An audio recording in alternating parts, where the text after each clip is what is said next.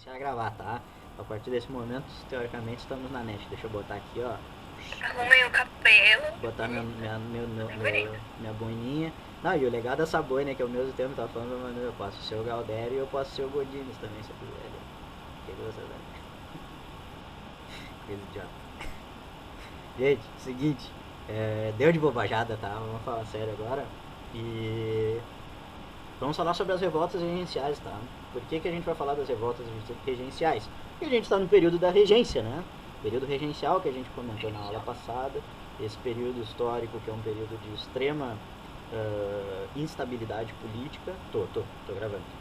Período de total instabilidade política, porque a gente não tem esse governo central na figura do imperador. O imperador, vocês se lembram que a gente comentou na última aula, o imperador tem 5 anos de idade nesse momento, e aí ele não pode assumir o trono, e aí se cria esse período, essas formas de governo que são as regências, tá? E devido a essas regências, nesse momento, por todo esse contexto de conturbação, insatisfação da população, dessa falta de compreensão de um sentimento nacional que ainda não foi criado dentro do território brasileiro, o que acaba é que vai estourar em diversas partes do país. A gente vai perceber como elas não se concentram em um lugar apenas, vai estourar em várias localidades do país, sobretudo naquelas localidades mais periféricas, ou seja, aquelas que não estão tão próximas do centro, vão estourar uma série de revoltas, tá? E o interessante é que essas revoltas elas vão acabar incorporando várias camadas da sociedade. Nós vamos perceber aqui que a gente vai ter revoltas da elite, nós vamos ter revoltas das classes médias e nós vamos ter também revoltas, por exemplo, das classes mais baixas e dos escravizados. Então isso é muito importante. São revoltas que vão atingir na realidade toda a população brasileira, toda a população, digamos assim, todas as classes, né? Não toda a população, porque tem lugares que não vai acontecer revoltas, mas é importantíssimo esse período, é super interessante da gente conhecer essas revoltas, e no final a gente colocou alguns exercícios, mas também alguns materiais bem bacanas de apoio. Hoje tem até joguinho que a gente colocou, joguinho, tem várias coisas que a gente colocou legal, porque tem muita coisa produzida durante esse momento, certo? Eu vou passar a palavra para a Manu e ela vai começar a falar algumas revoltas para vocês, beleza?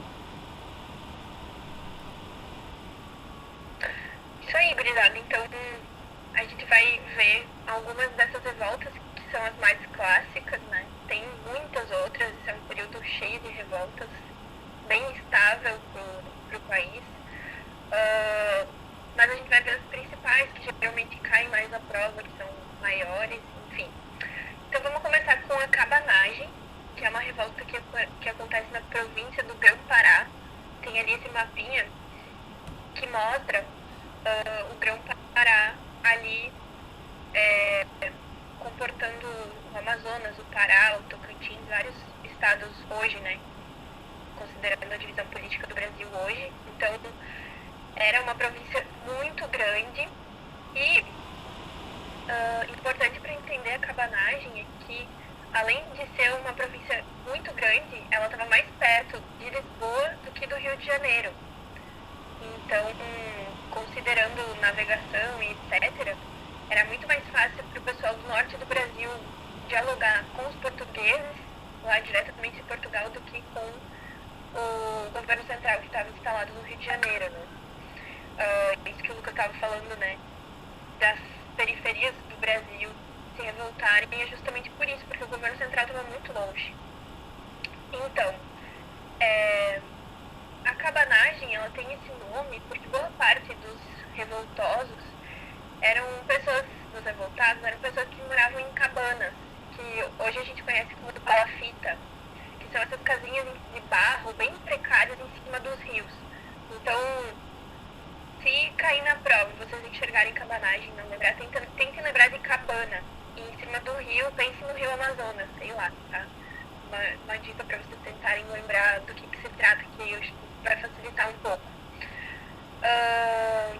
Essas pessoas que viviam nessas casinhas muito pobres tinham péssimas condições de trabalho, principalmente os indígenas, e os indígenas tapuias, né?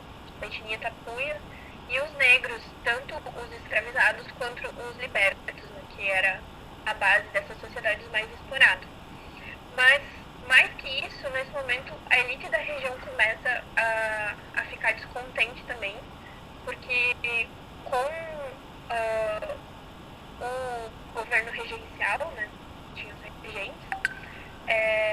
eles começam, vocês vão ver que isso é uma coisa meio que comum em todas as revoltas também, eles começam a enviar pessoas de forma autoritária para governar essas províncias. Então as províncias perdem o direito de escolher os seus representantes. E aí começa a vir pessoas de fora que não têm a menor compreensão do que está acontecendo ali naquele território. Então eles começam a demandar mais autonomia em relação ao governo central. E aí, unindo o descontentamento das classes mais populares e da elite, a gente vai ver que isso é uma combinação bem explosiva que vai acabar gerando várias revoltas por todo o país. Próximo slide.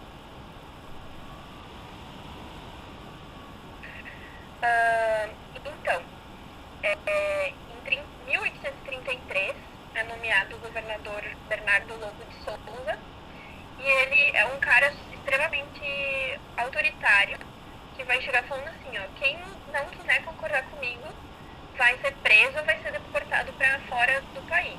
Então não tinha conversa com ele. E nesse sentimento de revolta acaba gerando um episódio em 35 que os cabanos matam o governador, que é uma coisa bem extrema que a gente não vai ver acontecer nas outras revoltas. E eles ficam por 5 anos nesse vai e vem entre resistir e combater com a Guarda Nacional. Acho que o Lucas falou no último aula para vocês da Guarda Nacional que ela foi muito responsável por combater essas revoltas no período regencial. Eles tomam Belém do Pará, depois a Guarda Nacional retoma, depois eles tomam de novo, aí eles se espalham pelo Rio Amazonas, até que em um momento a Guarda Nacional acaba exterminando todas as pessoas que estavam participando dessa revolta, e tem historiadores que apontam que pelo menos 30 mil pessoas morreram nessa revolta. Tem alguns até que apontam que é uma das mais sangrentas de toda a América Latina. Então foi um negócio bem expressivo, né? Bem grande. E aí eu coloquei esse quadro para vocês porque eu estava falando com o Luca que a gente gosta de trazer, mas isso é bem horrível. Mas tem muitas coisas horríveis que a gente vai falar na aula hoje, preparem o estômago, gurizada. Eu estava comentando com o Luca que é legal a gente trazer gravuras e imagens para vocês, para não ficar só coisa escrita no slide. E aí eu estava procurando alguma imagem dessa revolta, e todos os dados acabavam usando imagens que não tinham nada a ver com a revolta. E a única que eu achei de verdade é essa, que é um quadro do Alfredo Norfini, que chama O Cabano Paraense. Lembra que eu falei para vocês que eles eram indígenas e libertos? Vocês acham que esse cara que tá representado nessa figura se parece com um indígena ou com uma pessoa que era escravizada e foi liberta? O que vocês acham? Vendo o que estamos escrevendo, então. Parece, é isso aí. Pois é, gente. A gente tem que tomar muito cuidado com essas imagens, essas representações da época, porque acaba que os pintores, muitas vezes eles se colocavam nos quadros, eles colocavam seus semelhantes, eles não iam colocar os indígenas ou os negros no quadro, a não ser que fosse de uma forma depreciativa, né? Então, a gente tem que tomar muito cuidado, porque essas imagens, ela também formam a identidade do brasileiro, essa noção que a gente tem dos nossos heróis e de quem aparece nos quadros, das representações.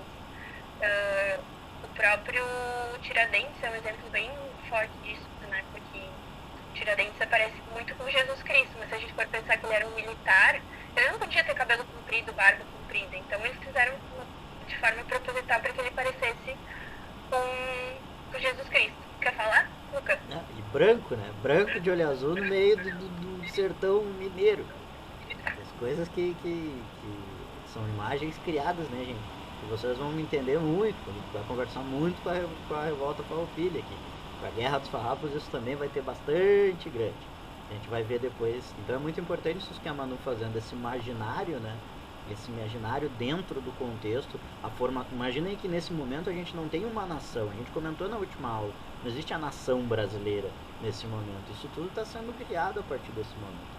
Então todo esse imaginário, toda essa construção, normalmente uma construção que vai silenciar camadas da sociedade, como ela própria está dizendo, a Manu está dizendo, os indígenas, os mestiços, os negros, vai buscar sempre essa referenciação de uma população branca, certo? Essa questão eurocêntrica dentro desse processo. É só isso mesmo. Ótimo. Ah, Posso passar?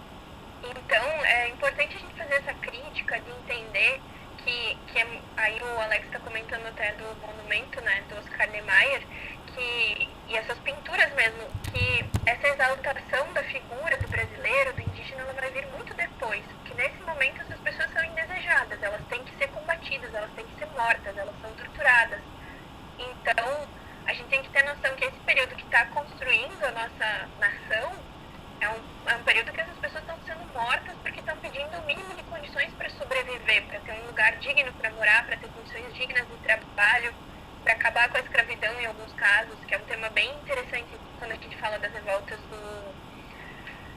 do período regencial, porque a gente tem uma imagem, acho que todas queriam o fim da escravidão, mas muitas delas eram revoltas elitistas que só queriam barganhar ali alguns privilégios a mais. Então, essa revolta aqui, inclusive, eu comecei a falar das imagens e me perdi aqui da revolta, mas tem essa união da elite com a população mais pobre. O que acontece?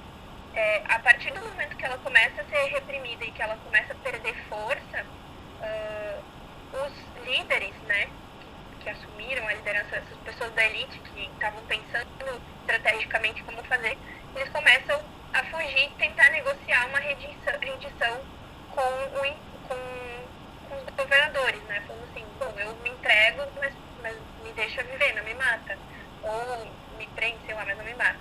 E eles vão deixando a população mais pobre tendo que se virar.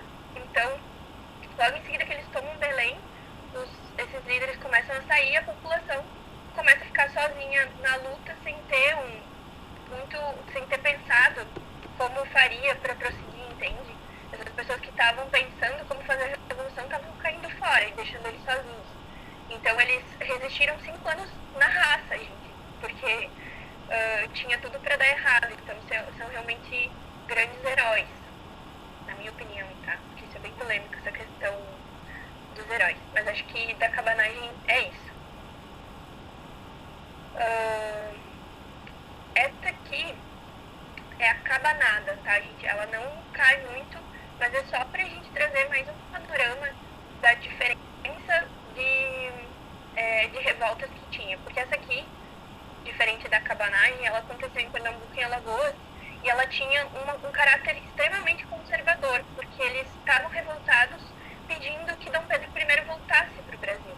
Então eles não tinham pautas populares, tipo, claro que eles estavam revoltados porque a situação econômica não estava boa e etc, mas a principal demanda deles é que Dom Pedro I voltasse para o trono do Brasil. Eles estavam insatisfeitos com os regentes. É uma revolta bem de elite que estava insatisfeita com o governo central, junto com alguns outros seguidores de origem humilde, alguns indígenas das etnias Jacuípe e outras que são comuns em Pernambuco e Alagoas, e escravizados foragidos. Uma coisa bem comum nesses períodos de revoltas, do período regencial, é que essas elites elas entravam nas revoltas, e aí, para ter pessoas para lutar, elas prometiam para os escravizados, se vocês lutarem, quando terminar a guerra vocês vão ser livres. Isso é uma coisa bem comum, que é muito expressiva na Farroupilha, que depois o Lucas vai falar um pouco mais, mas aconteceu em todas elas. E acabava que, como todas foram reprimidas com muita violência, isso nunca aconteceu, né? A gente nunca ia deixar um grupo de escravizados que ficou ali anos treinando e que tem acesso a armas, etc., se tornarem livres, né? Lembrando que nesse período eles tinham muito medo do que tinha acontecido no Haiti, etc. Então, e o Brasil tinha muito, a maior parte da sua população era de escravizados, então seria muito fácil para eles tomarem as armas e se tivesse algumas pessoas treinadas, né? Enfim, aí em 34, o Dom Pedro I morre e, tipo, essa revolta perde a sua pauta, né? Eles queriam que Dom Pedro voltasse, Dom Pedro tá morto, não tem por que continuar. ela acaba perdendo força. O governo oferece anistia, claro, para os membros da elite, e o movimento vai perdendo força, e os que são mortos e que sofrem as piores penalidades são sempre os mais pobres, mais oprimidos, né? Termina em 35. É isso. Próximo. Se vocês tiverem alguma dúvida, mandem aí, gente. Falem. Não se acanhem.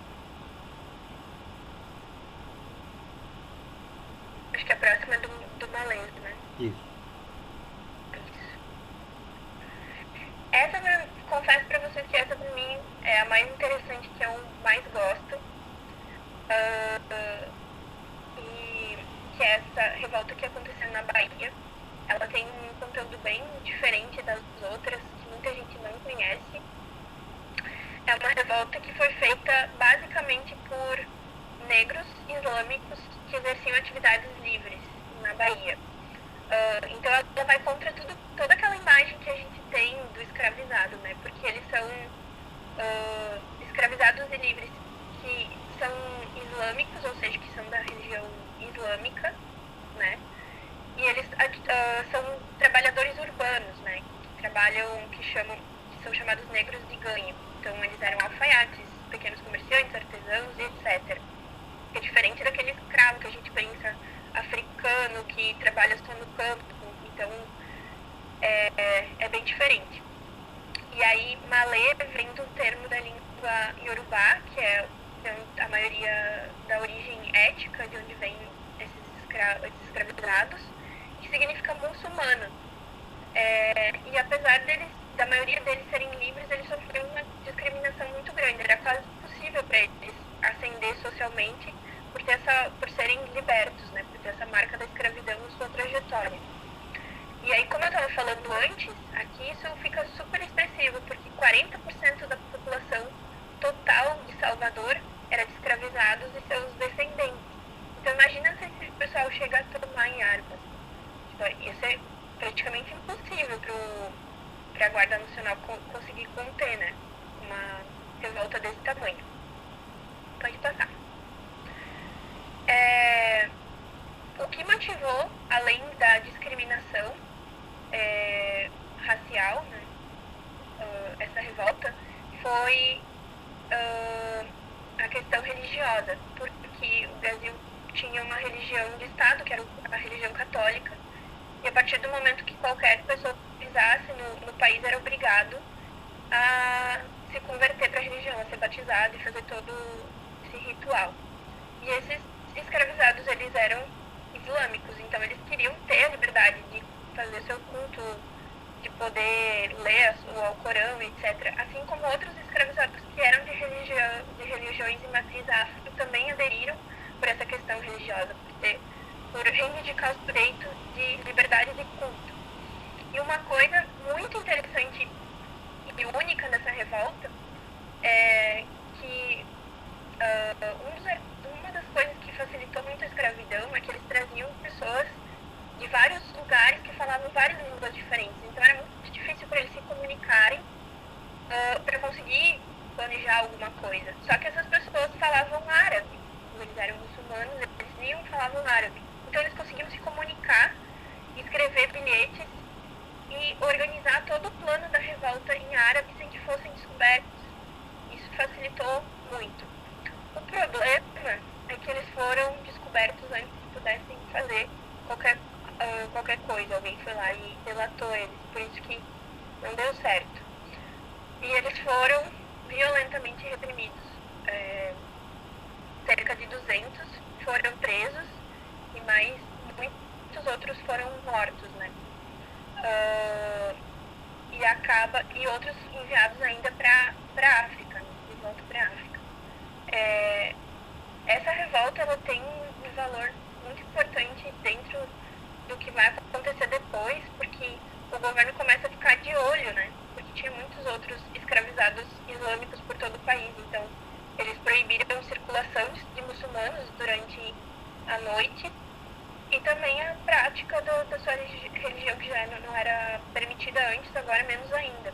Tem até estudos que apontam que em Porto Alegre existia um suspeita que fosse acontecer uma revolta parecida com a revolta dos malês que aconteciam na Bahia. Então, é uma coisa que ficou pairando muito tempo. Quer falar alguma coisa, Lucas? Não, só reforçar, porque eu acho que no Enem, ultimamente, aí a gente fica naquela dúvida de como vai ser o Enem nos próximos tempos, né? Mas ultimamente a revolta que mais caía certamente era a revolta do malês, tá, gente? Então é muito importante, porque a revolta do malê, ela esse caráter dela, que além de ser uma revolta buscando a libertação desses escravizados, é uma revolta que está ligada diretamente à questão religiosa. Tu imagina, além de ser escravizados negros que estão. Tá baixo o som?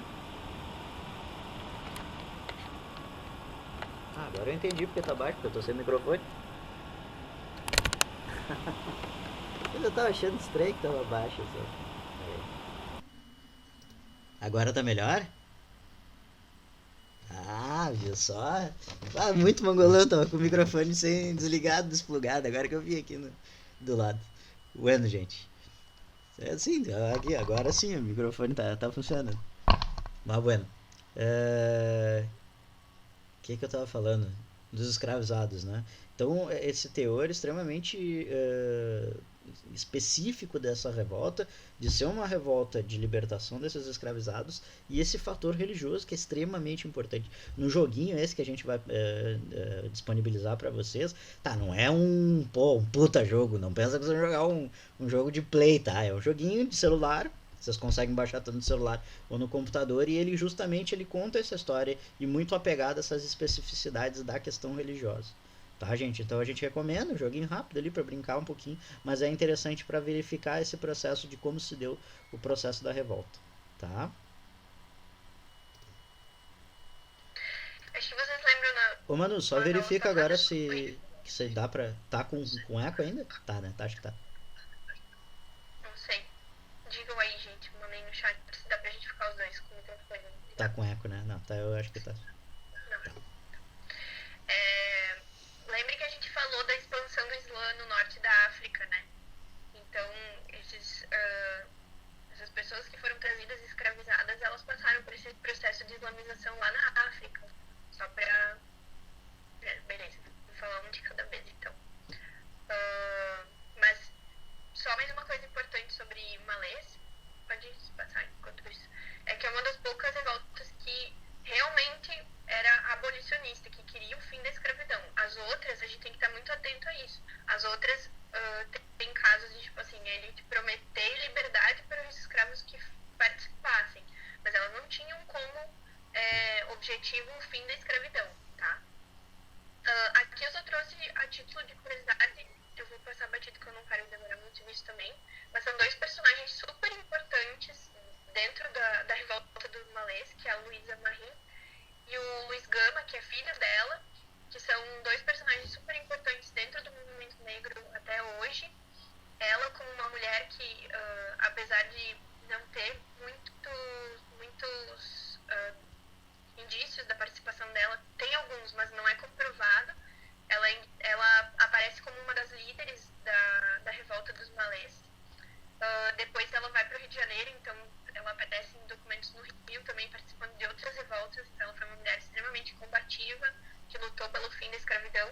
E o seu filho, que foi um intelectual negro extremamente importante, que ele é reconhecido como o patrono da abolição da escravidão no Brasil, que ele acabou se inserindo em diversos ambientes intelectuais, como advogado, poeta, jornalista, e ele usou dessa influência para levar a pauta da abolição. Então, são duas pessoas bem importantes.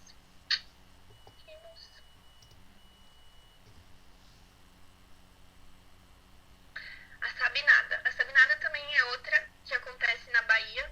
Vocês podem ver que a Bahia era um lugar bem estável nesse período. Mas essa aqui é uma revolta completamente diferente, porque ela é basicamente levada à frente por militares e alguns membros da elite. Então ela é uma revolta bem elitista. O estopim dessa revolta foi no momento que houve um decreto que tornou obrigatório o recrutamento militar para combater a Guerra dos Farrapos. O Farrapos já estava acontecendo desde 1935, então eles estavam recrutando mais pessoas e os baianos não queriam participar. E mais uma vez, as nomeações autoritárias para governador nos motivo para que essa revolta acontecesse.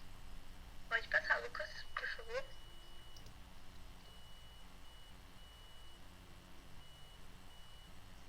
Foi? E além dela ter esse caráter por serem militares que estão fazendo a revolta, ela também ela é meio doida, assim, porque eles declaram a República Baiense, mas depois eles voltam atrás e dizem, não, a gente vai ser república só até o Dom Pedro II ter maioridade, depois a gente volta para o Brasil. Então vocês percebem como essa questão da identidade e como o futuro mesmo do Brasil, ele estava jogado à sorte, assim, qualquer coisa podia acontecer, podia ter se separado, podia ter ficado junto.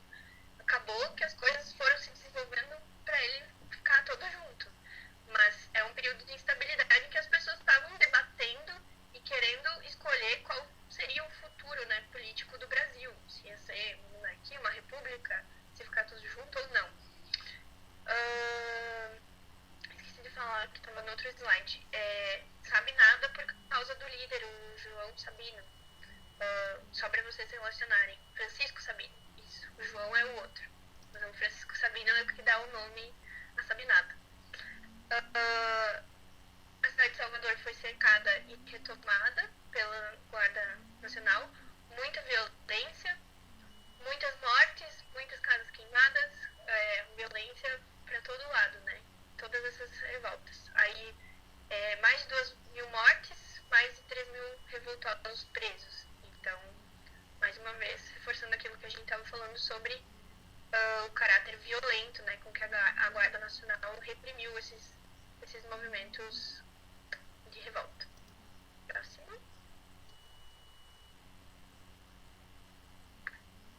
Acho que já é a última balaiada. Sim. Demora tanto assim para abrir para vocês também os slides quando passa? Acho que travou. Apareceu. Balaiada.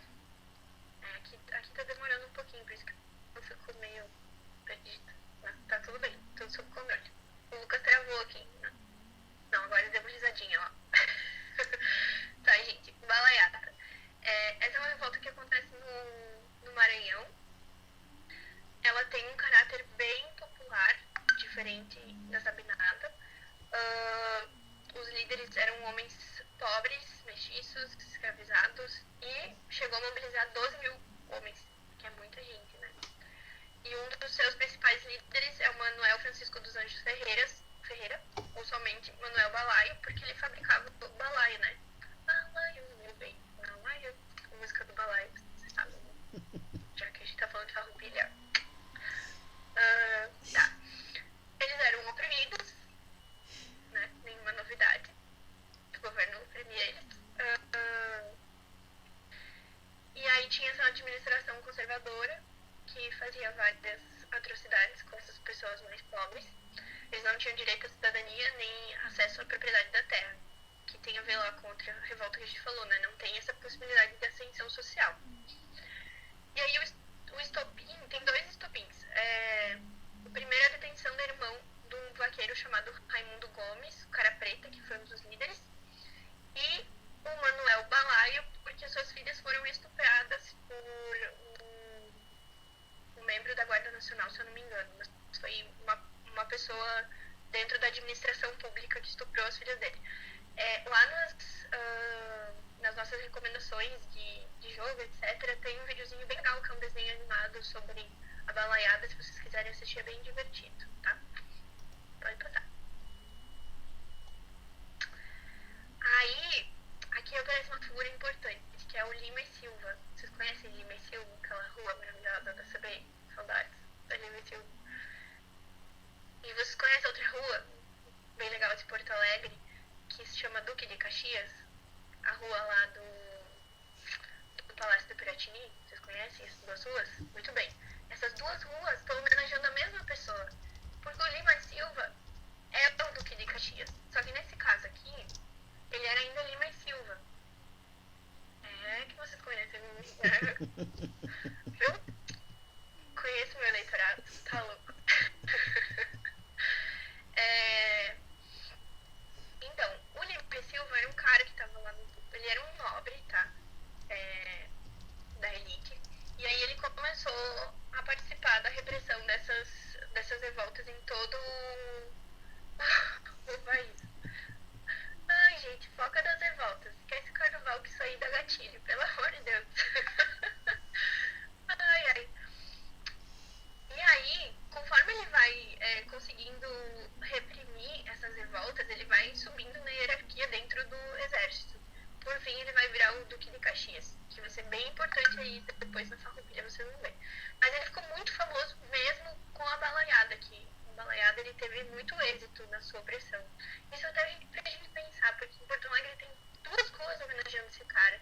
Tem cidade no Rio de Janeiro, tem cidade na Bahia, tem um monte de lugar homenageando esse cara que foi lá e matou muita gente por esse país. Então, pensem sobre essas questões. Não vou me aprofundar agora, porque eu não quero tirar o tempo do Lucas, mas pensem. Enfim, aí eles estavam lá revoltados e é uma revolta bem popular, agrícola, que eles, quase uma guerrilha, assim. E aí, quando em 1840 é proclamada a maioridade do Dom Pedro II, que a gente vai ver hoje, o golpe da maioridade, o Lima Silva começou a negociar, porque ele era um excelente negociador. Então ele negociou a rendição da maioria das pessoas e foi enfraquecendo o movimento. E aí depois da balaiada ele virou Barão de Caxias e depois ele vai virar Duque de Caxias também. É isso das revoltas. Segue lá, Lucas. Até jeito. Ah, que tem a pintura aqui que eu tinha colocado para outra. A pintura do João Moritz, então, Legendas, dessa do conflito da balaiada, tá, gente, que a Manu colocou. Eu tinha tirado, mano, porque ele tava tudo junto e tava, daí eu botei para outra coisa para ficar mais visível.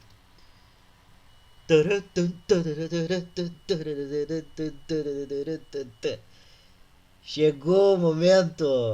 Agora eu vou até servir um mate aqui pra nós começar aqui no meu, minha cuia criada dentro do fogo de chão. Escutaram até o ronco do mate. Gurizada, agora nós vamos pra verdade. Agora nós vamos pra. A verdade é muito forte, né? Agora nós vamos pra loucura. Agora é o momento que todo mundo esperava. Vamos falar do quê? Do quê? Eu quero saber o nome.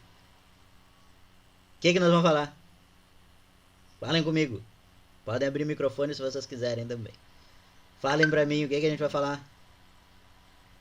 Vamos ver se vocês estão espertos. Espertas e espertos. O que nós vamos falar? Falem pra mim. Conversa comigo. Você sabe que eu sou carente. Cuidado com o que vocês vão falar, hein? Oh, muito bem, a gurizada tá ligada? Tá ligada? É isso que eu quero de vocês. Revolta, guerra. 20 de setembro, tá bom, tá bom. Pelo menos não é revolução. A ideia é que vocês não me falam. Vocês não podem me sair dessa aula e me chegar domingo e dizer que vai comemorar o Revolução Farroupilha. Tá? Porque não existe Revolução Farroupilha, gurizada. É uma revolta, é uma guerra. É a mesma coisa que tu dizer Rio Guaíba, tá? Porque não é rio. Não existe tu dizer Revolução Farroupilha, porque não revolucionou absolutamente nada. As coisas permanecem exatamente como era anterior. A parte, eles nem ganham. Nós nem ganhamos. Nós comemoramos uma derrota. É o cúmulo do absurdo. No máximo um empatezinho sem vergonha. Mas não é nem vitória. Tá? Então essas coisas a gente tem que tirar. Eu fico indignado, gurizada, porque tem tanta coisa bacana pra nós comemorar dentro do nosso estado e a gente comemora uma derrota. Isso não tem cabimento, um negócio desse. Ah, perfeita, Duda, saudade, minha linda. Como é que você tá? Tudo bem? Que bom que você tá aqui, coisa boa de ter aqui. Legal. Gente, que nós vamos... uma guerra que a gente perdeu, finge que papou. Perfeito. Essa é a definição perfeita. Eu já tinha ouvido essa, mas é muito boa. Essa é a definição perfeita da Guerra dos Farrapos. Mas vamos ver o que acontece nessa tal Guerra dos Farrapos. Vamos ver o que acontece dentro da... Porque tem coisas importantes, tem coisas que a gente merece ser lembradas dentro desse contexto da Guerra dos Farrapos. E muito. Só que dentro do contexto é o que a gente não lembra. Inclusive é o que é esquecido, tá? Nós vamos falar e hoje vocês vão comemorar, piochado ou não, domingo. É isso que a gente vai lembrar hoje, certo? Então, gurizada, a Guerra dos Farrapos, como eu tô... Deixa eu ajeitar minha boininha aqui. A Guerra dos Farrapos, como a gente está comemorando, vai ser na província de São Pedro, Rio Grande do Sul, que é a província que nós vivemos, não era Rio Grande do Sul que se chamava, era província de São Pedro do Rio Grande do Sul. E ela aconteceu entre 1835 e 1845, tá? Para o início da revolta, a gente tem dois motivos, ok? Tem um motivo que é econômico, principalmente pela questão do charque, tá? O charque platense, eu coloquei platense ali por causa da região do Rio da Prata, tá?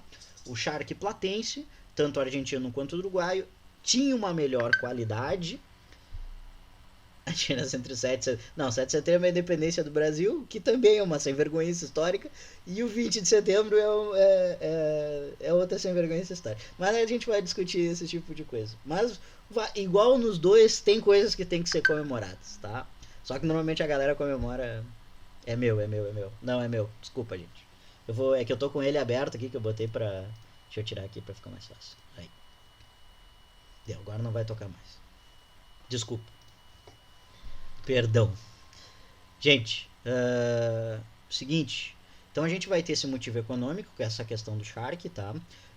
O charque uruguaio, o charque platense ali, tinha uma melhor qualidade do que o charque rio-grandense aqui, tá? E o que acontece é que começa, no período da regência, a eles não cobrarem um imposto alfandegário para esse charque platense. O que acontece? Então o valor do charque, que já era melhor, vai ficar o mesmo preço ou mais baixo, então que vai quebrar praticamente todos os charqueadores aqui do Rio Grande do Sul. Isso vai fazer eles começarem a se indignar. E o outro motivo político que reforça essa indignação é a ausência do imperador. Como a gente sabe, a gente viu nas outras revoltas, essa ausência do imperador no período regencial gera uma crise de legitimidade desse poder que vem no Rio de Janeiro. Porque o que mantinha essa galera com um sentimento nacional era o imperador. Agora que tava lá o Feijó, azar, dane-se que o Feijó fala, certo? E o Feijó já não era uma pessoa muito simpática, era uma pessoa autoritária.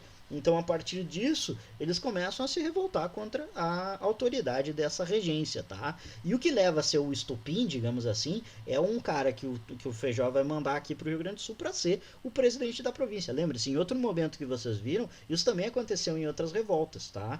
Então, vocês percebam que essa falta de legitimidade, essa falta do contexto de uma visão central de poder no Brasil, do Império Brasileiro, vai levar à insatisfação, sobretudo, dessas regiões periféricas. Veja, o Grão-Pará, que é um que deu isso também, é lá no Grão-Pará, lá no norte. E o Rio Grande do Sul é o extremo sul do Brasil. Vocês vejam, as duas pontas do Brasil, por serem essas províncias periféricas, acabam tendo essas questões, então, diretas com a centralização de poder no Rio de Janeiro. Tá. O que era o território do Rio Grande do Sul? A gente tem que perceber que o território do Rio Grande do Sul é um território de fronteira, tá? Talvez dentro do Brasil, nessa época, a gente pode falar que seja o único legitimamente território de fronteira. Porque Mato Grosso ali, por exemplo, essa região que era a região do Paraná, que tem com o Paraguai, com a Bolívia ali, não é ocupada, digamos assim, nesse momento histórico. Ela começa a ser mais ocupada fervorosamente, digamos assim, no momento da Guerra do Paraguai, a gente pode dizer, tá? Mas o Rio Grande do Sul, como província, e pelos interesses econômicos que se tinham tanto com a Argentina quanto o Uruguai, o Rio Grande do Sul era a principal fronteira. Tu pega lá, mas tem o Amazonas lá, a Colômbia, tem a Amazônia no meio. É muito difícil tu controlar essa fronteira norte do país. Então, a grande fronteira que a gente pode dizer que existe, esse território de fronteira com outras nações e nações em construção, que era o Uruguai e a Argentina nesse momento, vai ser o Rio Grande do Sul, esse local do Rio Grande do Sul. Tá?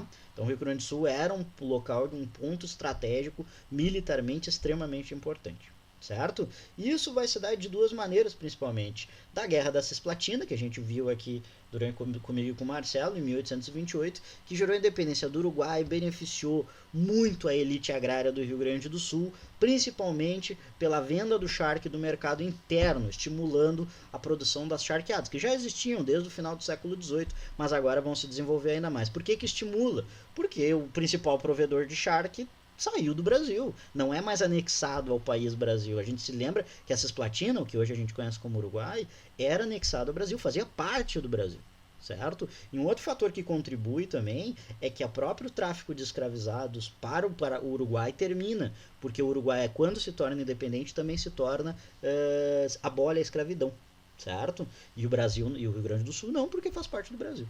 E isso vai gerar um fluxo de escravizados muito grande aqui para o Estado. Segue sendo um fluxo muito grande para o Estado, certo? Criação da Guarda Nacional, isso é um outro ponto extremamente importante. Por essa, além de uma questão de revolta, o Rio Grande do Sul, por ser um ponto estratégico militar, a Guarda Nacional era essencial. Então esses grandes fazendeiros rio-grandenses vão acabar sendo esses coronéis. A gente pensa, coronel é coisa do Nordeste. Não, gurizada. Todos esses caras que vão lutar na guerra da Guerra do Paraguai também depois, mas na Guerra dos Farrapos, vão ser coronéis, estancieiros aqui do Rio Grande do Sul. O que aqui a gente vai chamar como é que é o nome? Caudilho, tá? Mas é a mesma coisa, é a mesma ideia do coronel, tá? Inclusive, como a gente viu na parte de Guarda Nacional, da criação da Guarda Nacional, a gente tem essas elites agrárias tomando esses títulos militares justamente para manter o poder militar do Brasil, que não é militar de exército, na mão da elite. Não existia funcionário da Guarda Nacional da galera, dos guri das gurias. Não existe da população mais baixa. Era a elite que era provedora da Guarda Nacional. E isso que vai levar, e por que o ato de criar a Guarda Nacional é tão importante? Porque essa política coronelista que a gente comenta vai perdurar até toda a República Velha, certo? É ela que mantém esses laços de padrinhado, do coronelismo, que a gente vai ser. Aqui se inicia, sobretudo. Claro, tem bases fomentadas na questão do latifúndio e coisa e tal, que vem desde o período colonial. Mas aqui que especifica vocês entenderam, eu detesto falar essa palavra. Específico, aqui nesse momento que a gente cria politicamente a figura do coronel, certo? E tem coronel e muito aqui no Rio Grande do Sul. O próprio Vargas era um coronel aqui do Rio Grande do Sul, mas chamavam de caudilho, não chamavam de coronel. Até aqui de boa, coronel Antônio Bento. Aqui uma imagem, tá, para vocês das charqueadas, tá? Ali que eles botavam ao sol as carnes todas. Vocês vão ver que as charqueadas são extremamente importantes dentro desse contexto da Revolução da... olha o que eu falei, vocês viram o que eu falei? Meu Deus! Isso aí era só pra vocês se manterem espertos. Tá? Fala. Só uma coisa que eu queria apontar, pensando nessa coisa das imagens. Olha quem que fez esse quadro, gente. É o Debré. Debré pintou uma charqueada do Rio Grande do Sul. O Debré deu um rolê no Rio Grande do Sul nessa época. E aí ele fez uma pintura aí, como tirar uma foto na época. Então esses quadros que a gente vê é porque esses artistas às vezes passeavam, estavam passando ali, davam uma pintada num quadro e tal. Então, umas raridades que tem, mas olha que interessante. Isso que a Manoela importante falou, a gente até tinha colocado ali, mas o Debré ele tá dentro desse contexto dos naturalistas, né? Dessa missão artística francesa que vem lá no período com Dom João ainda, mas que fomenta por todo, principalmente a primeira e a segunda primeira metade do século XIX aqui no Brasil, tá? Então o Debré viajava pelo Brasil, no Nordeste ele tem muito dos canaviais de açúcar, então é bem interessante conhecer a obra do Debré, mas não é o único, tá? Tem outros pintores bem interessantes e importantes. Bueno, vamos começar a falar da revolta em si. Agora começa a loucura, agora começa a desconstrução. Então, os principais líderes da revolta, tá? A gente tem o senhor Bento Gonçalves da Silva, aquele senhor que é bem conhecido aqui no estado, reverenciado, o herói, que era um estancieiro da região do sul do estado, principalmente daquela região de Pelotas ali, sobretudo, e um dos principais escravocratas da região. Sim, gurizada, era um grande produtor de de um estancieiro com grande produção de gado e um grande escravocrata, sim, tinha muitos escravos, o senhor Bento Gonçalves da Silva, certo? Um outro cara que é bastante conhecido é o senhor chamado Domingos José de Almeida, que era um charqueador e comerciante. Então percebam, as três, digamos assim, os três focos de exportação de produtos e da elite do Estado estão nessas lideranças. Os estancieiros produtores de gado, os charqueadores, que são os produtores de charque, e os comerciantes urbanos, pequenos comerciantes urbanos, que vendem seus produtos. Não percebam, é a elite do Estado que está envolvida. Ela sai a partir dos interesses da elite do Estado, a elite agrária, certo? E é importante a gente citar aqui, e aí a Manu até pode me ajudar, já que ela é lá a galera dela, que é uma relevante, mas não da galera que migra para a região da Manu, que ela está hoje em dia, da região de Guaporé. Mas é uma galera que vem fugida, vem deportada, na real, não é nem fugida, vem deportada da Itália, tá? São revolucionários italianos da Carbonara, que vocês vão ver depois, acho que o Marcelo que vai dar a aula da unificação italiana. São pessoas que estão envolvidas nesse processo de unificação italiana na Europa. Eles são expulsos do país, vêm para Montevidéu, a grande parte deles nem é para o Rio Grande do Sul, e acabam se envolvendo dentro da luta da Guerra dos Farrapos, tá? E não só essas, em outras revoluções, a própria Guerra da Cisplatina, muitos deles estavam envolvidos. E aqui a gente tem duas figuras históricas, esses italianos, tá? Dessas figuras italianas que vieram para cá. Aqui na esquerda, onde vocês podem ver na esquerda o senhor Giuseppe Garibaldi, tá? E aqui na direita o senhor Tito Livio Zambeccari, que era um naturalista, também envolvido dentro dessa questão. Também muito importante a gente citar o senhor Luigi Rossetti, que era um jornalista, e grande parte de várias escrituras que a gente tem, sobretudo contrário ao Império nessa época de imprensa, foi do Luigi Rossetti, que é um cara muito importante para esse contexto. Inclusive ele morre dentro do contexto é o único dos três que morre dentro do contexto do conflito da Guerra dos Farrapos, certo? Até aqui alguma dúvida? Sim ou não? Falem comigo. Não me deixem sozinhos. Não me deixe só. Eu tenho medo do escuro. Uma música Gadelha pra vocês. Gente, programa de reivindicações da revolta, tá? Não existia muito bem. A ideia era baixar primeiro o preço do charque e acertar as coisas lá com a regência, tá? Então tudo foi feito meio enquanto andava os troços e muita coisa, inclusive, não foi feita, tá? E aí a gente vai conversar um pouco isso. O que se mantinha dentro desse programa da República Rio-Grandense era de teor extremamente elitista, tá? E nunca se teve um consenso sobre a manutenção ou não da escravidão e a libertação ou não dos escravizados que lutassem na guerra, tá? Alguns concordavam, alguns ficavam no meio do caminho e alguns eram rejeitados. Ah, professor, mas por que isso? Cara, esses caras viviam de trabalho escravizado.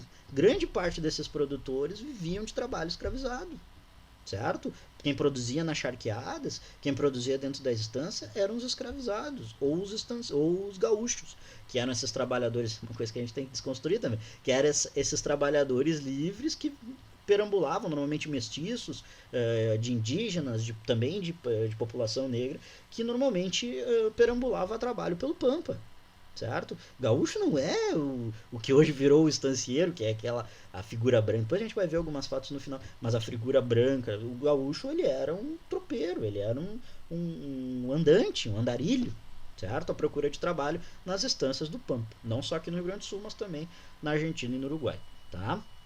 Em grande parte, isso é meio bizarro, tá? Em grande parte, o programa da revolta pode ser definido como liberal conservador. Mas como assim, Lucas? É liberal, mas é conservador ao mesmo tempo.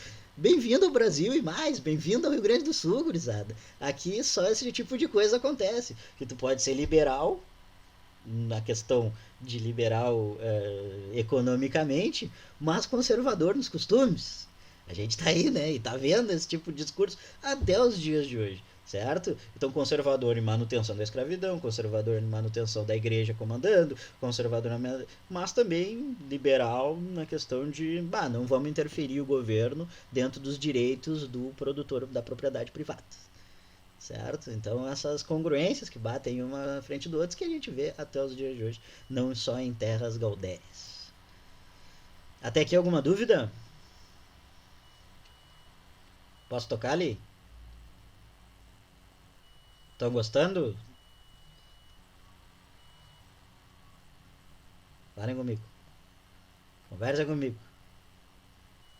Você sabe que eu sou carente, eu não posso ficar sozinho. A solitária vida do professor É, não. no ensino remoto. Não, eu não gosto de ficar sozinho, gente. Não gosto de ficar sozinho. Já tem a Manu, tudo bem, aqui do meu lado, mas a gente tá querendo falar com vocês todos. Relembrando, boa Magoline, essa é a ideia também. História perfeita, né, cara? Eu tenho total isenção, tá? Eu, como professor de história, sou completamente isento, mas é comprovado cientificamente que ela é perfeita. Certo? Tá, gente, vamos seguindo ali. Tá. Agora, dentro dos momentos importantes da revolta, tá? Tem vários conflitinhos, tem várias coisas, mas não é o que interessa para nós dentro da ideia da revolta farroupilha, tá? O mais importante é a gente perceber alguns pontos e algumas nuances que vão acontecer dentro desse conflito. Os momentos importantes, a gente pode dizer que o início da revolta vai se dar principalmente com a tomada de Porto Alegre, que é a capital da província, já nessa época, em 1835. Aliás, as batalhas, muitas delas aconteceram perto do Cursinho do Camed, ali no que a gente conhece como a Ponte da Zenha, certo? Principalmente o momento do que a gente vai ter do cerco. Seria até legal em algum momento, no próximo ano, uma grande maioria de vocês não estará aqui, ou todos, mas vocês podem, então, convidados que nem a Duda que veio para ver a aula de novo, a gente combinar de dar a aula na ponte da Zenha, já que ali é um lugar historicamente, é um lugar histórico mesmo, onde se ocorreu uma das batalhas durante o governo do cerco, durante o cerco da revolta, certo? Outro ponto importante, dentro da ponte é fogo. Outro ponto... Fale. Acho interessante falar que Porto Alegre era o reduto monarquista, né, dentro do Rio Grande do Sul. Inclusive, ali nessa região tem um monumento que o Império enviou a Porto Alegre depois por ter feito a resistência leal e valorosa a Porto Alegre, baita do monumento. Aí, gurizada, corre tudo lá para Porto Alegre para comemorar, né, a Guerra dos Farrapos no território do inimigo, né, só para... Isso que a Manu falou é perfeito, gurizada. Vocês veem como a cagada já tá lá no início, não tem cabimento um troço desse. O maior reduto que se comemora a Revolução Farroupilha é no troço mais imperialista do Estado. Isso não tem cabimento. Por isso que eu falo, não tem cabimento nenhum, não dá pra mim. É muito complicado. E o que a Manu falou tá perfeito, é isso mesmo. É o local mais... E tem lá o monumento, se eu não me engano, até dentro do brasão da bandeira de Porto Alegre tem muito valorosa, alguma coisa do tipo assim, porque ela era imperial, totalmente imperial, tanto que eles expulsam os farrapos daqui de Porto Alegre, a população expulsa, certo? A Batalha do Seival talvez seja o momento mais relevante que a gente tenha dentro de ganhos estratégicos dos farrapos dentro do contexto da Revolução, da Revolta Farroupilha. E a partir disso a gente tem a proclamação da República Rio-Grandense pelo general Neto, certo? Que tem o Neto Pérez Sua Alma, que é uma figura bastante interessante, talvez dentro desses contextos todos, uma das figuras mais interessantes é a figura do Neto, tá? Que é um personagem bastante interessante. Em 1838 a gente tem a formação da Marinha Rio-Grandense pelo almirante, que vai se tornar tenente almirante, alguma coisa assim, Giuseppe Garibaldi, que vai fazer aquela... o rolê do Garibaldi é foda, não é pra falar nada.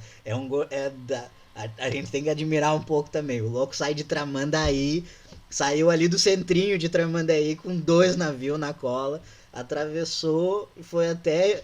Praticamente faz o que a gente faz até hoje. Saiu do litoral gaúcho e posteriormente caiu nas praias de Santa Catarina, em Laguna lá, onde ele conheceu a sua futura esposa, a dona Anita Garibaldi, que também é uma história maravilhosa.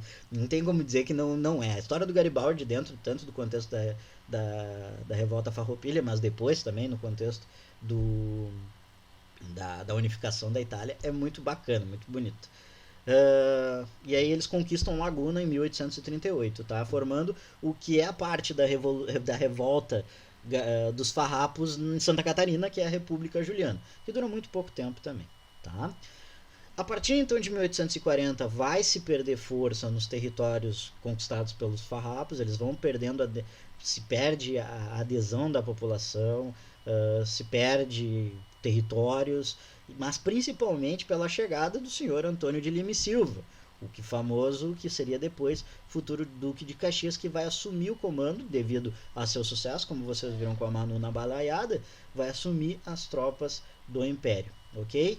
A gente vai ter um episódio que é um episódio que talvez a gente queira aprofundar um pouquinho mais, que é a traição de Poroncos, que a gente vai trabalhar em 1844, vai acontecer, que vai ocorrer o Acordo de Poncho Verde, que é assinado do Tratado de Paz, a chamada, olha só que bizarro, cara, paz honrosa, olha que vergonha, que troço bagaceiro, paz honrosa, isso é derrota, é laço, paz honrosa, nem aqui nem na China, cara, perderam, empataram ali, fizeram acordos do preço do charque, tudo foi resolvido, botaram um presidente da província que era amigo da galera daqui, que a galera apoiou, inclusive os próprios estancieiros gaúchos vão apoiar o Duque de Caxias se tornar senador depois do brasileiro. Pra vocês verem, é um acordão entre as elites provincial e a elite imperial, certo?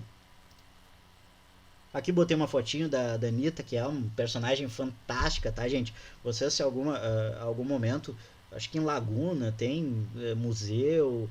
Ela é uma figura extremamente importante, extremamente uma mulher extremamente guerreira, lutou nas batalhas junto com o Garibaldi, que era o seu companheiro, e vira marido depois. A história da Anitta é muito massa, vale a pena conhecer, é uma figura. Isso, a Ponte de Laguna ali leva o nome dela. Eu sempre me lembro da Ponte de Laguna, que era quando estava perto de Santa Catarina, assim.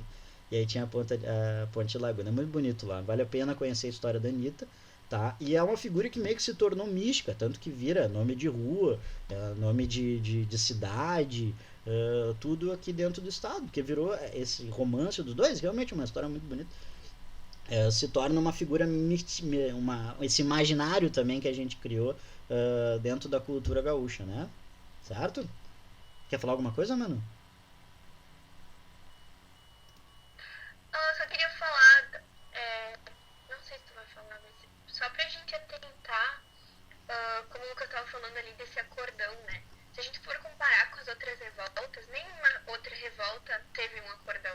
Elas todas foram reprimidas com extrema brutalidade. Por que o Rio Grande do Sul é diferente? Isso está relacionado com o que o Lucas estava falando lá no começo, sobre ser uma região de fronteira. Para o Império, era importante ter as elites do Rio Grande do Sul a seu favor para proteger essa fronteira. Tanto que depois, na Guerra do Paraguai, são as tropas do Rio Grande do Sul e essa elite que, em sua grande maioria, vão defender as fronteiras do Brasil, né? Então, nenhum deles foi morto, desses líderes, né? Foi morto, preso, nem nada. Muito pelo contrário, tiveram suas dívidas perdoadas, etc., porque era do interesse do Império manter essa região pacificada e a seu favor. Galera, opa, esqueci. Galera, acho que agora é a parte mais importante. Não sei se da aula, acho que a minha forma da revolta farroupilha talvez seja a mais importante, ao meu ver, tá? Que é o momento que a gente tem que começar a resgatar realmente quem lutou por liberdade dentro da revolta farroupilha, que foram os escravizados, certo? E aí eu coloquei ali para vocês atentarem como no próprio hino que a gente canta a plenos pulmões, que é um orgulho farroupilha, a gente reproduz na realidade uma vergonha histórica, e principalmente a gente reproduz o racismo, né? Povo que não tem virtude acaba por ser escravo, certo? Isso é uma coisa que tem que ser inclusive corrigida, assim. Não se, eu, por exemplo, detesto esse hino, acho ele extremamente racista e fazem a gente ser criados a vida inteira escutando e reproduzindo. E é isso que eu digo, a reprodução do imaginário, a reprodução de uma sociedade que é extremamente racista. E aí a gente colocou ali como uma errata, povo que não tem virtude acaba sim por escravizar, certo? Então, quem não ter virtude escraviza o outro, certo? Então são coisas que têm que na realidade serem corrigidas dentro do imaginário gaúcho. E aí que a gente, como está falando no Rio Grande do Sul, não vamos falar do imaginário gaúcho, mas nós como sociedade brasileira em si um todo, certo? O que eu quero falar sobre essa questão da escravidão, que eu acho que é um ponto extremamente importante da gente comentar aqui, tá? Essa ideia do fim da escravidão muito vai estar relacionado à questão da influência dos uruguaios, tá? Da província cisplatina, que vai ter esse contato direto nessa região de fronteira. Inclusive, muitos dos generais que vão lutar no período Farroupilha, muitos deles têm terra no Uruguai, certo? Então já vem com esse respaldo de uma sociedade que já tinha abolido a escravidão. E um deles, inclusive, que defende fortemente isso, é o Neto e também o comandante Teixeira Nunes, certo? Houve uma promessa, como a Manu falou, devido à necessidade de mais tropas. Os estancieiros prometiam muito aos seus próprios escravizados, mas também de outros generais que eram imperialistas, que se lutasse pelos batalhões dos revoltosos, dos farrapos, eles iam receber a sua liberdade. Mas isso nunca foi assinado, isso nunca foi tratado. Era uma promessa no boca a boca, certo? Nunca foi acordado isso, que isso aconteceria, libertar esses escravizados que tinham lutado, tá? E aqui a gente tem que saudar, tá? Porque a história deles é maravilhosa. Conquistaram muitas das batalhas que os farrapos ganharam, que são os chamados lanceiros negros, tá? Que era um grupo, um batalhão de frente, normalmente tropa que era a tropa de choque, que lutava armados não por arma, como o Manu falou, né? Não podiam ser armados por armas, porque se pegassem armas provavelmente fariam a própria libertação interna. Então eles usavam lanças, por isso os lanceiros negros, e eram gigantesco, gente. Não vou dizer tropa de elite, por causa do armamento, não era um armamento de elite, mas é a tropa que ficou conhecida por todos, assim, como os grandes, porque teoricamente era a única que realmente lutava por liberdade. Vamos falar a verdade aqui, eram os únicos que realmente lutavam para sair de um contexto de opressão, certo? Não para mudar preço de charque, ok? Nem para trocar o governador da província. Outro fato importante, gente, de outros meios que lutaram aqui nesse momento, sobretudo a cavalo, eram as tropas de gaúchos, tropas de mestiços, que vinham do Pampa e também aderiram a esse conflito, tá? Com outros tipos de promessas, que eram descendentes de indígenas, que eram descendentes de mestiços dos próprios negros, que também foi extremamente importante, tá? Essa cavalaria, muito dela, grande parte dela, era feita, não dos oficiais, dos mestiços gaúchos, tá? Mas o gaúcho não isso aqui que eu tô fazendo. Gaúcho, que nós vamos mostrar depois quem é, tá?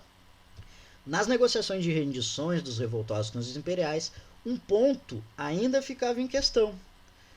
Foi negociado todo o acordo, inclusive se estava no armistício nesse momento, ou seja, ninguém pegava em armas nesse momento, e chegou num consenso. Bagurizada, aqui ó, a gente diminui o preço do charque, a gente faz a função de botar um novo presidente de província, mas essa função aqui dos escravizados não vai rolar. E aí como é que se resolve isso? Como é que eles iam fazer para não libertar todos aqueles escravizados que, a partir do que ganhasse a guerra, o acordo ia ser feito, teoricamente eles tinham que ser libertados pelo compromisso que foi firmado. Aí foi criado talvez o maior, não vou dizer o maior porque não se sabe ao todo o que já aconteceu, mas um dos piores e mais canalhas episódios que já existiu na história do Rio Grande do Sul, que é a traição de Porongos. O que foi a traição de Porongos? A traição de Porongos, bom, se estava nesse armistício, então ninguém atacava ninguém, teoricamente. Essa tropa dos lanceiros negros foi colocada numa região que se conhece como Porongos.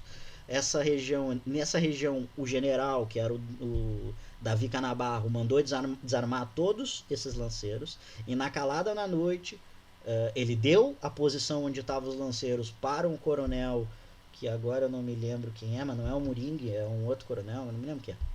E esse coronel atacou esses no meio da noite, matou Caia, com o próprio Teixeira Nunes, era o líder dos lanceiros negros, e houve praticamente uma dizimação dos lanceiros. Por isso que é conhecido, as pessoas falam conflito de Porongos, batalha de Porongos.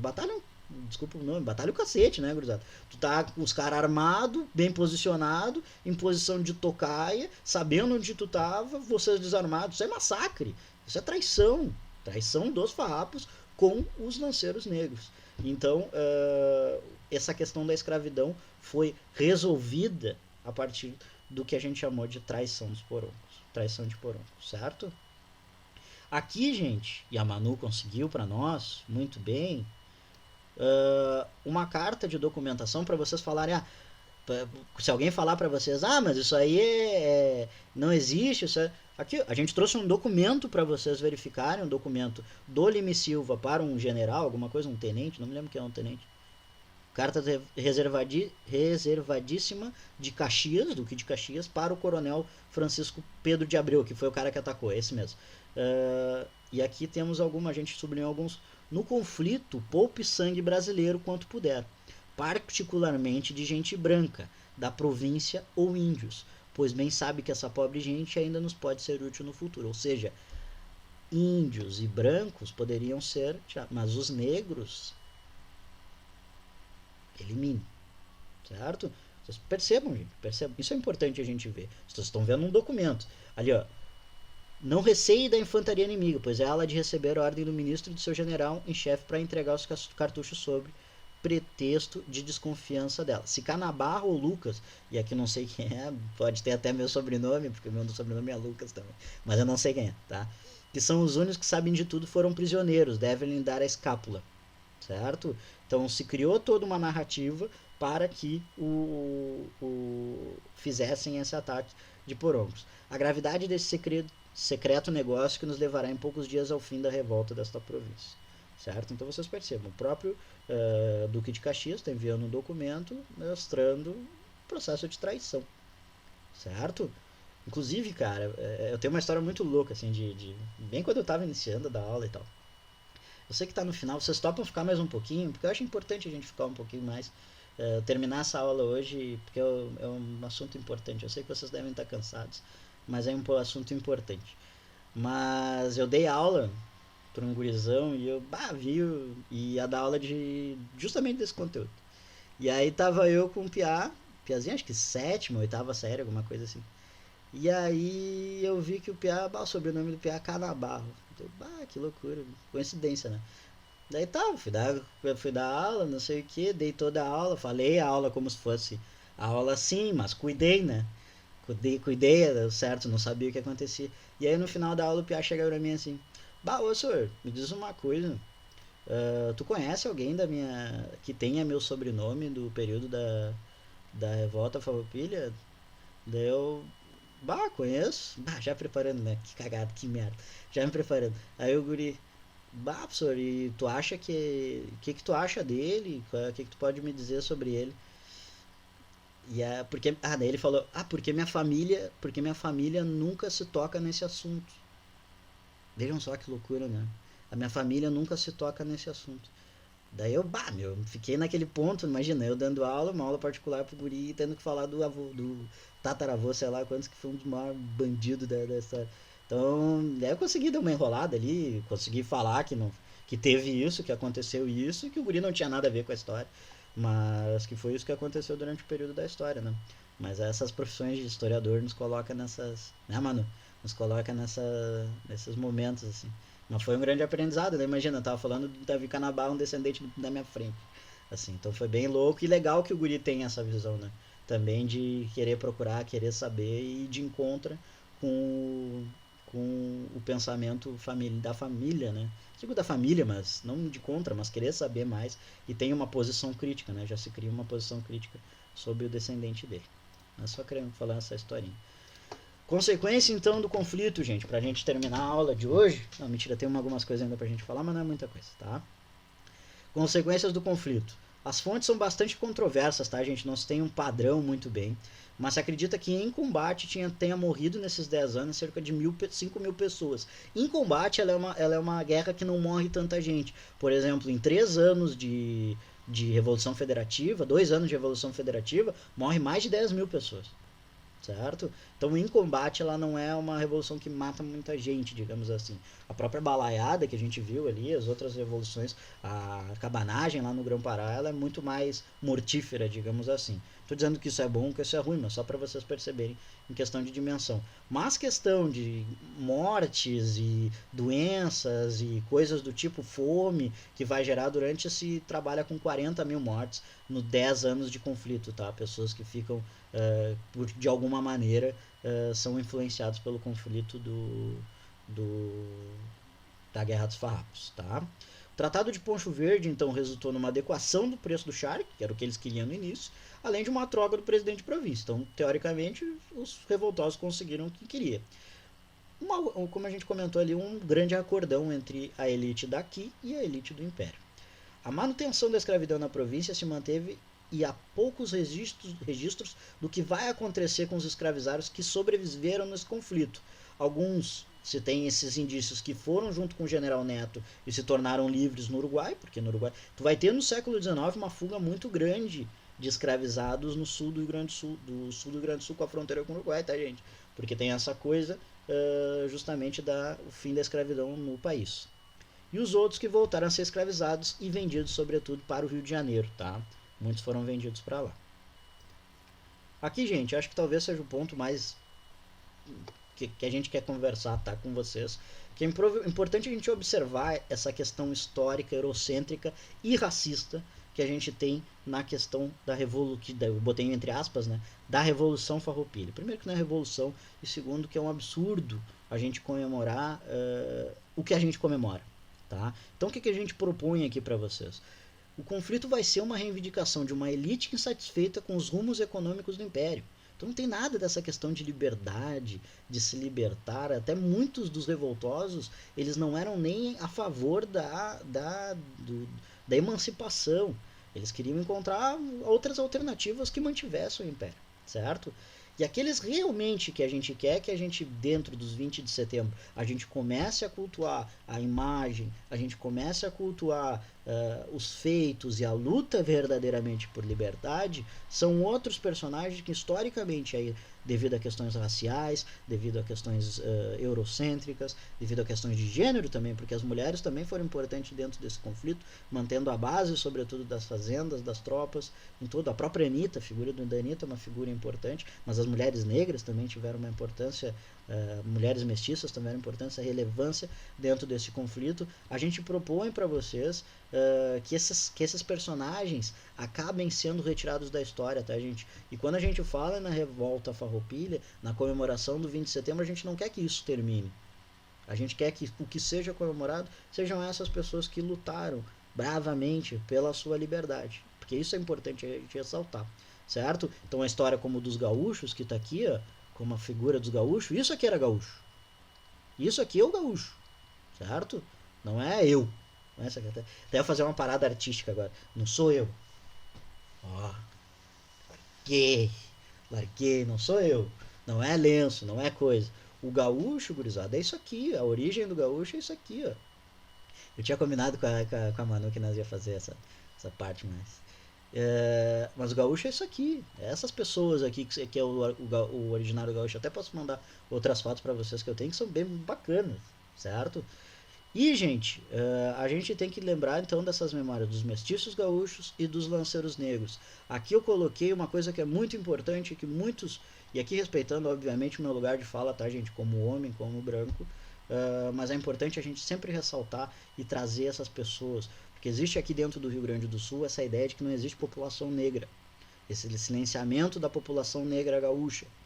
Isso é um absurdo, isso é um crime histórico, certo? E existe, a gente tem dentro dessa própria aula que a gente está tendo agora, colegas de vocês que são gaúchos, são porto-alegrenses, são negros e tem muito orgulho de viver dentro dessa história e tem muito orgulho de viver, tenho certeza, dessas pessoas que lutaram por liberdade e pelo fim da escravidão no século XIX, tá, povo? Então, se a gente quer falar alguma coisa da Revolução Farroupilha, da Revolta Farroupilha, não, trabalhem com a ideia de trazerem essas novas figuras históricas para dentro do contexto da revolta, tá? Isso é muito importante, os resgate desses personagens históricos, tá bom? Alguém tem alguma dúvida? Alguém não concorda? Alguém discorda? Alguém concorda? Também é importante você concordar. Tem mais uma coisinha, tá? Mas é ligeirinho, eu falo ali pra vocês em 5 minutinhos a gente termina. Só pra gente terminar o conteúdo. Vocês querem falar alguma coisa?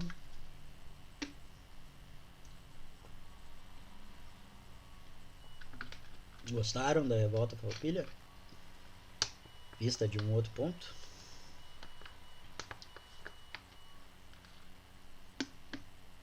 Meu problema não é com 20 de setembro.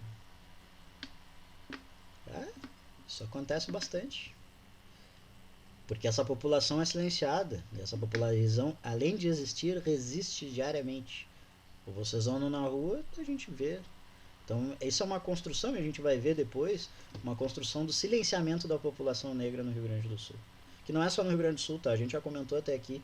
Também acontece nos outros locais do país, mas na Argentina, no Uruguai, que existe uma população considerável lá, e não tem essa história de mataram tudo na guerra. Não, eles vivem e existem até os dias de hoje. Isso também tem muito a ver com o processo de segregação urbano, né, dessas populações. Depois a gente vai ver lá no Império como essas populações vão sendo retiradas dos centros da cidade e escanteadas, né. E, inclusive, tem um estudo que aponta que Porto Alegre é a cidade mais segregada do país, a capital mais segregada, onde tem bairros de brancos e bairros de negros. Então, não é só esses processos das revoltas, né? Toda a história do Brasil ela é permeada por esses processos históricos que vão levando a história dessas populações ao esquecimento. Então, assino embaixo tudo que o Lucas falou, mas aqui a gente está vendo um episódio na história do Rio Grande do Sul que é realmente para ter muita vergonha do que esses farroupilhas aí que são tão exaltados fizeram, né, gente? Pensar quem são os nossos heróis, quais eram os seus objetivos e que as pessoas enchem tanto a boca pra falar de liberdade, né? Mas quem tava lutando por liberdade não eram eles, né? Liberdade econômica ou liberdade de ter acesso a trabalho, ao mínimo de dignidade, né, gente? E uma coisa tem que ser, né, gente? Uma coisa é cultura, o folclore. Eu não tenho problema nenhum disso. A gente botou aqui os vestimentos, brincando, de uma certa maneira. Mas eu super respeito, frequentei CTG e coisa do tipo. Mas a gente tem que cuidar que isso é uma criação. Depois eu acho que o Marcelo vai trabalhar depois essa ideia do gaúcho, do lenço, dos vestimentas, CTG. Isso é uma criação que vai acontecer só no século XX. Tá? Realmente é criação. Com Paixão Cortes, Barbosa Lessa, todo esse movimento tradicionalista. Porque o gaúcho é isso aqui, ó. Isso aqui é o gaúcho, como essência. Isso aqui é o gaúcho, pampiano, certo? E não tem só no Rio Grande do Sul, tem o gaúcho na Argentina, o gaúcho, o mapuche no Chile é muito importante também. Isso mistura com essa população indígena, tropeira do Pampa. Então tudo isso a gente tem que conhecer, esses personagens têm que ser trazidos, certo? O Jonathan tá perguntando ali.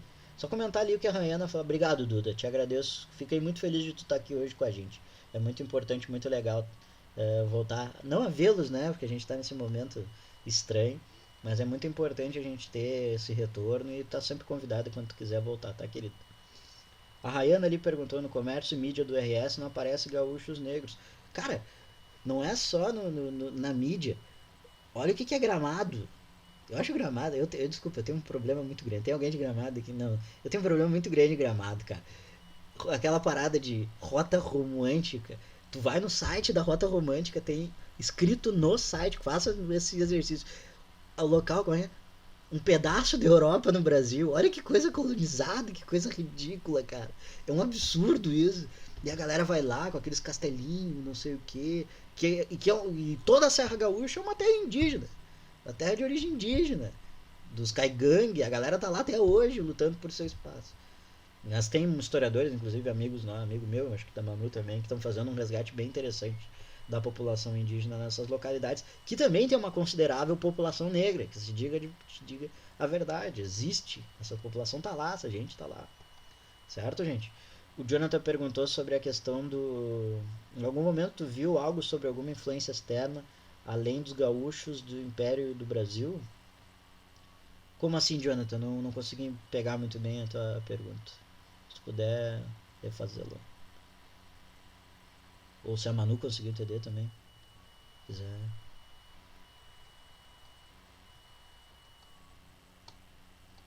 Mas eu fico feliz, gurizada, que vocês gostaram. Fico feliz que vocês entenderam essa ideia. Eu acho que a revolta dos farrapos ela é um elemento muito importante para a gente, inclusive, pensar a história, sabe? Começar a pensar isso, verificar essas narrativas como a própria. Sim, total. E pouco se fala, que a Margolini falou do que se exalta muito pouco que se exalta muito a colonização alemã, total. E pouco se fala da população indígena, que é a galera que está aí até hoje, lutando para ter seus pedaços de terra. É um absurdo, gente. Mas isso é. A gente vai passar por cima disso e vai conquistar. Ah, sim, não, certamente a economia na questão externa, tudo está envolvido, tá, gente? Não só na Guerra Cisplatina, mas já, depois a gente vai ver no período da independência da Argentina também, tá influenciado toda na região do Prata porque era um elemento estratégico. Tudo isso vai estar envolvido dentro desse contexto, mas daí a gente vai ver melhor na Guerra de Revoluções do século XX, que é comigo, se não me engano até. Vai uma aula bem legal, bem interessante, que vai os caudilhos e toda essa ideia com o capital externo. Certo? A Rayana falou sobre a lei aula liberta, mas não traz igualdade. Com certeza, inclusive se cria a partir desse momento que se cria o mito da democracia racial, né? O Brasil é um país onde todo mundo vive bem, e aí a gente tem essa ideia de eugenia que vai surgir, essa higienização social que vai existir. Não gosto muito dessa palavra, mas essa higienização social de esconder essa população negra, essa população indígena, como não a população brasileira, mas sim a população brasileira. E aí vocês vendo a novela, branco, só branco. Esse dia eu tava vendo o remake daquela novela do Dom Pedro ali, porque minha mãe via todos os dias. E tava os índios brancos. Eu tenho, pá, meu, não tem como, não tem como. A gente, quando é professor de história, Que horror aquela novela, né? a gente vira muito chato, cara. Vira muito chato. Não pode ver filme comigo, eu sou uma merda vendo filme junto. Porque eu sou muito mala. Toda a gente fica indignado. Mas é arte. Entendo bastante. O Dom Pedro Pegador e a Leopoldina chorando. Ah, que agonia. Sim, Dom Pedro, É, Dom Pedro mais. é que as novelas elas têm que contar uma narrativa ali que prenda o público, né? Que tem os conflitos, que seja. Óbvio que eles não vão se preocupar, mas a gente que. Os historiadores a gente sofre. É uma agonia. Bah, mas o pior de todos é os deuses do Egito, aquele, com os caras do Egito, Elizabeth Taylor. Mas é que é tudo. É foda. Mas vamos terminar a aula, gente. Não quero também. Isso que a gente tava falando das imagens, né? Isso, Dessa criação. dessa Ai, criação. quem não gosta, meu Deus. São 10 e 10 já. Não quero tirar vocês. Gente, vamos só para terminar, tá? Vai acontecer então, dentro aí, saímos do contexto da revolta e não saímos, na real. Vamos para esse contexto, voltamos para a capital do Império, que é o Rio de Janeiro. A gente vai ter os trâmites políticos do que vai acontecer. Porque vejam só, vai acontecer um golpe no Brasil. Olha que novidade, que troço doido. Em 1840 a gente vai ter o chamado golpe da maioridade. O que é o tal do golpe da maioridade? Vai ser um movimento que vai ser iniciado pelos liberais, tá? Se lembrando daquelas diferenciações políticas que a gente viu, liberais, conservadores, tá? Que vai surgir a partir da regência, essa formulação política que vai reger todo o império, justamente devido à predominância do regresso, ou seja, dos conservadores que estavam na regência nesse momento, certo? Aí eles criam um clubinho de uma galera muito louca, chamada Clube da Maioridade, tá? Que buscava justamente modificar a Constituição para que Dom Pedro II assumisse o trono e reunificasse o império fragmentado por essas regências. Ou seja, eles viram que perderam meio a batalha na questão de tomar o poder a partir da regência e quiseram mudar a Constituição para o Dom Pedro assumir com 14 anos. E com 14 anos, o Dom Pedro, a partir desse golpe jurídico que eles vão dar dentro da Constituição, com 14 anos de idade, o Dom Pedro II se torna imperador do Brasil e aí inicia o chamado Segundo Reinado. Olha o Dom Pedro ali do lado, essa cara de coxinha dele aqui, cara de guri de apartamento, certo? Mas o Dom Pedro se tira um pouco essa ideia de o Dom Pedro foi o melhor governante da história do Brasil. Ah, meu, não dá, né? Ali, 48 anos ele teve para mudar, abolir a escravidão. Então, essa não cola pra mim, tá? Então ele assume com 14 anos, vai ser um cara que vai por toda. Depois vocês vão ver dentro do segundo reinado, tá? Mas é muito interessante. Esse período do segundo reinado é muito interessante também. Não que o que a gente não falou hoje não seja também, que é muito interessante. Gente, só para terminar aqui, a gente colocou uns exercícios para vocês. Não vai fazer nenhum porque a gente está com pouco tempo, mas vocês estão super abertos para vir trocar uma ideia com a gente. Se tiverem qualquer dúvida, tá? Tanto eu quanto a Manu, a gente tá, creio eu, que a Manu, tenho certeza que a Manu também vai estar completamente disponível. Os outros profs de história também, se vocês tiverem interesse de trocarem uma ideia com eles, vão estar disponíveis também. São questões bem legais. Até coloquei uma da URGS aqui bem legal para vocês fazerem, tá? O gabarito, não vou mostrar para vocês. E aqui os materiais de apoio que a gente comentou para vocês, tá? O desenho animado, esse que a Manu falou, que Manu, não sei se é uma série ou é um filme inteiro, mas eu me lembro que tem vários períodos, né? É bem legal esse desenho. Eu acho que é uma série, eu ainda não consegui descobrir de onde. Eu só achei esse vídeo no YouTube que tem específico da balaiada, mas tem outras, inclusive eu acredito que algumas das imagens, por exemplo, do Malês, que a gente usou nos slides, é dessa série. Mas são uma série de desenhos animados e o roteiro é muito bom, isso que é interessante. Ô meu, é um rolê meio tipo viagem no tempo e o cara tenta sempre buscar o seu amor da sua vida, assim. E em vários períodos históricos. É bem massa esse. Daí tem ditadura. É um filme, né? Eu não me lembro, mas é. E tem vários períodos históricos, assim, é bem legal. O Revolta dos Cabanos, que é um documentário bem legal, de todos talvez seja o mais científico, podemos dizer, tá? Com vários historiadores e coisa e tal. Esse aplicativo do game, depois vocês me dão um retorno se vocês gostaram, tá? Do joguinho da Revolta dos Madlês. E o último, o Massacre do Porongos, eu coloquei um documentário da TVE, extinta TVE, né? Grande TVE aqui do estado, que é um documentário bem interessante. Depois a gente tem, mano, a gente tinha outros documentários ali. A gente pode mandar outros também para vocês, se vocês quiserem. Tem um que ele foi feito pelo Movimento Negro em Porto Alegre, que é bem interessante. Tem várias pessoas falando e no final tem um manifesto com um rap e um clipe bem legal. Vou mandar pra vocês no WhatsApp pra vocês assistirem. Gurizada, da minha parte, era isso. Eu queria muito, muito, muito agradecer vocês a paciência. Peço um pouquinho de desculpas também por a gente ter passado hoje, mas acho que como é que se diz? Palestrou, hein? Palestrei. Normal, né? Eu acho que o assunto pedia.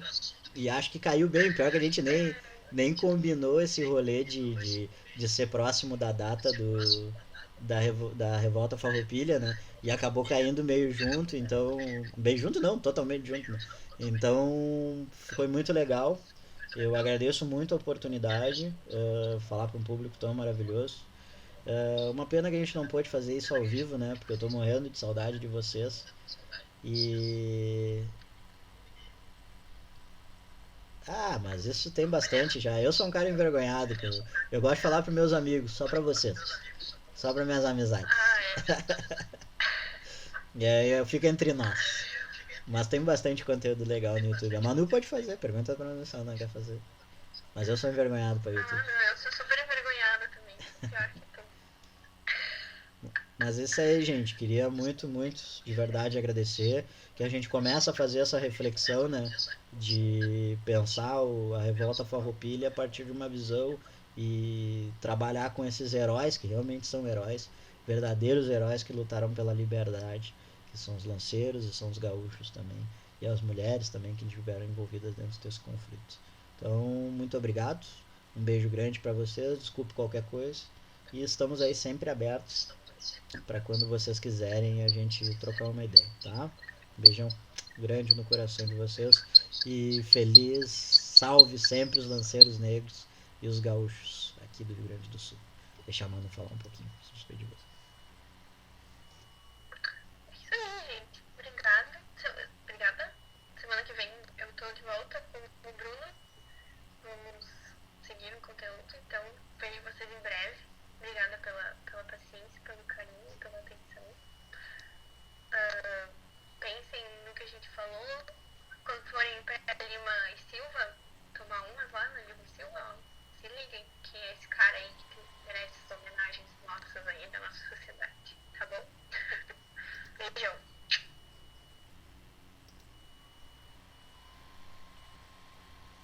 obrigado, gente. Já vou militar. É importante, importante. Certo, gente? Já fala pros crush. Bah, tu sabe o que tu tá fazendo aqui? Tu sabe quem é esse cara? Aí, já dei a barbada pra vocês entrarem dentro do assunto. Deu? Já ganharam a noite de vocês aí. Tá, gente? Já chega no crush. Bah, já ouviu falar da Revolução Farroupilha? O crush chega em ti assim, tu já diz: Revolução? Sai daqui. Vaza, meu. Vaza, não era. Tu não eras isso. Ah, legal. Deixa eu ver se tá gravando.